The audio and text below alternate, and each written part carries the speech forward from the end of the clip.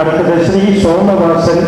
അദ്ദേഹത്തിൻ്റെ ജീവിതവും അദ്ദേഹത്തിൻ്റെ കഷ്ടപ്പാടും അദ്ദേഹം കുറഞ്ഞ വാക്കുകളിൽ മറുപടി. നമസ്കാരം. വേദിയിലിരിക്കുന്ന ഗുരുതുല്യരായിട്ടുള്ള മഹത് വ്യക്തികളെ, സദസ്സിലെ എല്ലാ മഹത് വ്യക്തികളോടും പ്രത്യേകം നന്ദി പറയുകയാണ്. ഞാൻ ഇതുപോലൊരു ആദരവ് മേടിക്കാൻ മാത്രം യോഗ്യനാണെന്ന് ഇന്നാണ് തിരിച്ചറിയുന്നത്.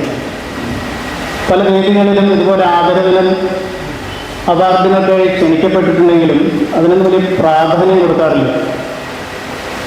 ഒരു 16 വയസ്സ് വരെ സ്കൂൾ വിദ്യാഭ്യാസം കഴിഞ്ഞതിന് ശേഷം തുടർന്ന് പഠിക്കാൻ സാധിച്ചില്ല. ഗ്രാമീണ മേഖലയിലെ ഒരു കർഷകൻ്റെ പുത്രനായിട്ട് ജനിച്ചു. തുടർന്ന് നമുക്ക് വിദ്യാഭ്യാസത്തിനുള്ള സാഹചര്യം ആയിരുന്നില്ല വീട്ടിൽ. അവിടെ നിന്നുള്ള യാത്രയിൽ മനസ്സിലാക്കാൻ കഴിഞ്ഞത് എന്നേക്കാൾ കൂടുതൽ കഷ്ടപ്പെടുന്ന തൻ്റേതല്ലാത്ത കാരണം കൊണ്ട് ഒരുപക്ഷെ അനാഥരായിട്ടോ അല്ലെങ്കിൽ നിരാലംബരായിട്ടുള്ള കഴിവും സാമർഥ്യമുള്ള കുട്ടികൾ ഇതേപോലെ സമൂഹത്തിൽ ധാരാളം കണ്ടുവരുന്നുണ്ട്. അവർക്ക് വേണ്ടി ചുരുങ്ങിയ പക്ഷം വിദ്യാഭ്യാസമെങ്കിലും കൊടുക്കാൻ എന്ത് ചെയ്യാൻ കഴിയും? അങ്ങനെ ചിന്തിച്ചതിൻ്റെ ഭാഗമായിട്ടാണ് അതിന് നമുക്ക് എന്തായാലും സാമ്പത്തിക സ്രോതസ് കണ്ടെത്താം. ആദ്യമായി തുടങ്ങിയ ഒരു ആംബുലൻസ് സർവീസാണ്. അതിൽ നിന്നുള്ള വരുമാനം കൊണ്ട് LKG തലത്തിൽ ഒരു 2 ക്ലാസ്സുകൾ തുടങ്ങി.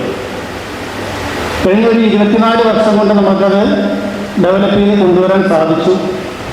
അതിന് പാവപ്പെട്ട വീട്ടിലെ കുട്ടികൾ വന്ന് പഠിക്കുന്നൊരു കേന്ദ്രമായതുകൊണ്ട് അതിൽ നിന്ന് നമുക്ക് നിർബന്ധമായി ഫീസ് വാങ്ങിക്കാനോ മറ്റോ സാധിക്കുന്നില്ല. അങ്ങനെ വരുമ്പോൾ അതിനുള്ളൊരു ചെലവിനുള്ള സ്രോതസ് കണ്ടെത്തണമല്ലോ. അപ്പോൾ ഞാൻ തിരഞ്ഞെടുത്തത് എൻ്റെ വിദ്യാഭ്യാസ യോഗ്യത വെച്ചിട്ട് എനിക്ക് എന്തെങ്കിലും ചെയ്യാൻ കഴിയും. ഞാൻ കണ്ടെത്തിയൊരു മേഖല ഈ ഹൈന്ദവ ആചാരപ്രകാരം അന്വേഷിക്കുകയായിട്ടുള്ള സംസ്കാരക്രിയ, അതിൻ്റെ പിതൃകർമ്മങ്ങൾ ചെയ്യാം. അതിൽ നിന്ന് കിട്ടുന്ന ചെറിയ വരുമാനം വെച്ചാണ് ഇപ്പോൾ ചെയ്തുകൊണ്ടിരിക്കുന്നത്. എന്തായാലും NISൻ്റെ അക്രഡിറ്റേഷനോട് കൂടിയിട്ട് ഒരു വിദ്യാലയം 10ാം ക്ലാസ് വരെയുള്ള ഒരു വിദ്യാലയം നടത്താൻ നമുക്ക് സാധിച്ചു. ഈ കോവിഡിന് ശേഷം കുട്ടികളുടെയൊക്കെ എണ്ണം കമ്മിയായപ്പോൾ അത് ഒരു 7ാം ക്ലാസ് വരെയുള്ള ഒരു വിദ്യാലയമായി നിലനിർത്തിക്കൊണ്ട് തിരുവില്ലാമല ക്ഷേത്രത്തിനോട് ചേർന്ന് തന്നെ പ്രവർത്തിച്ചു വരുന്നു.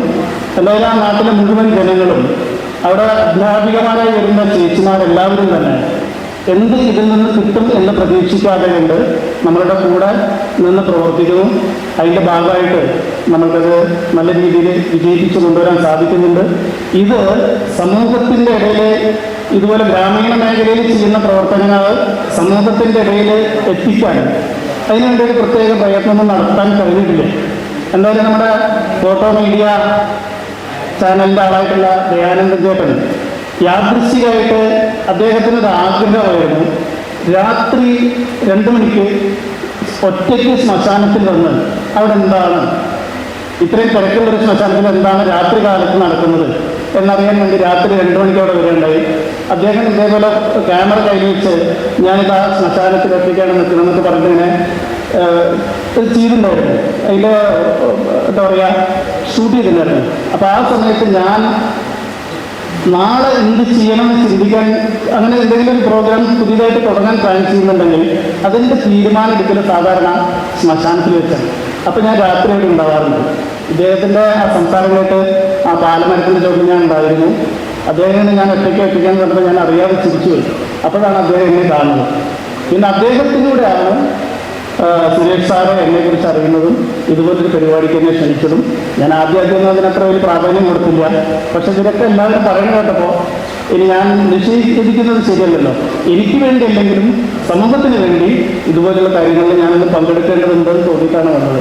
എന്തായാലും ഈ സാഹചര്യം ഒരുക്കി തന്ന ദയാനന്ദൻ ചേട്ടനും സുരേഷ് സാർക്കും മറ്റെല്ലാവർക്കും സ്നേഹത്തോടെ നന്ദി പറയുകയാണ്. നന്ദി, നമസ്കാരം. വളരെ നന്ദി സോമവാസൻ സാർ. ഈ വലിയ കാര്യങ്ങൾ വലിയ മനസ്സോടുകൂടി വേദനിക്കുന്ന സമൂഹത്തിന് ചെയ്യാൻ കഴിയട്ടെ എന്ന് ശ്രാഷ്ടാവിനോട്